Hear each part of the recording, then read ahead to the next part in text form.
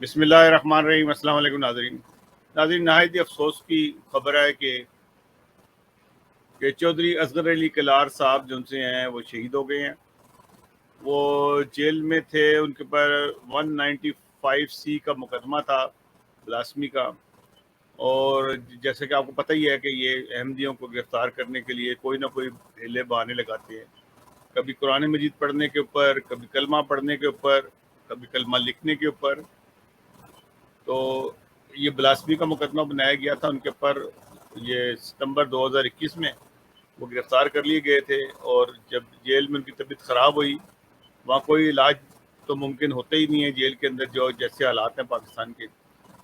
بہرحال یہ ان کی شہادت ہو گئی ہے، اور اس کی ذمہ داری اس کالے قانون کی ہے جس کالے قانون سے میں بے تحاشا لوگ جو ان سے ہیں شہید بھی ہوئے، لوگوں کو الزام لگا لگا کے مارا گیا۔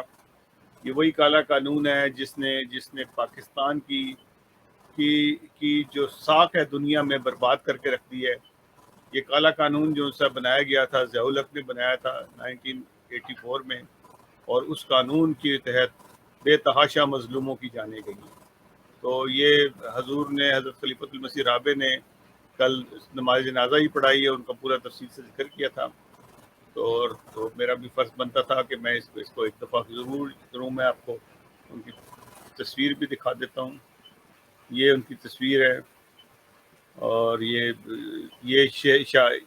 تو جس وقت وہ زندہ تھے اس وقت کی ہے جیل کے اندر کی، اور دوسری جو تصویر ہے ان کی، وہ جب شہید ہو گئے، جب یہ شہید ہو گئے تو ان کا چہرہ مبارک بھی ہنستا مسکراتا تھا، بالکل ایسا چہرہ تھا کہ جیسے وہ ہنس رہے ہوں۔ تو یہ اللہ تعالیٰ کا بہت فضل ہوتا ہے اپنے نیک لوگوں کے اوپر کہ ان کا چہرہ بھی مسکراتا ہوا چہرہ تھا، اور اللہ تعالیٰ ان کی مغفرت فرمائے۔ ان للہ و انا الیہ راجعون۔ میرا ادارہ سب اس دکھ میں برابر کے شریک ہیں، ان تمام لوگوں کے جو صاحب کے گھر والوں کے ساتھ، اور تمام ان احمدیوں کے ساتھ جو اس دکھ میں شامل ہیں۔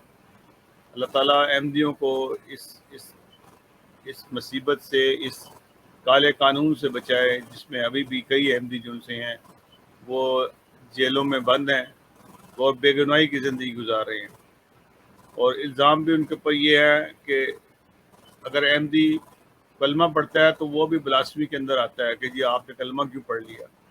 قرآنی آیت پڑھتا ہے تو اس کو بھی بلاسمی کہتے ہیں یہ لوگ۔ تو اس قسم کے ہی مقدمے احمدیوں پہ بنائے جا رہے ہیں۔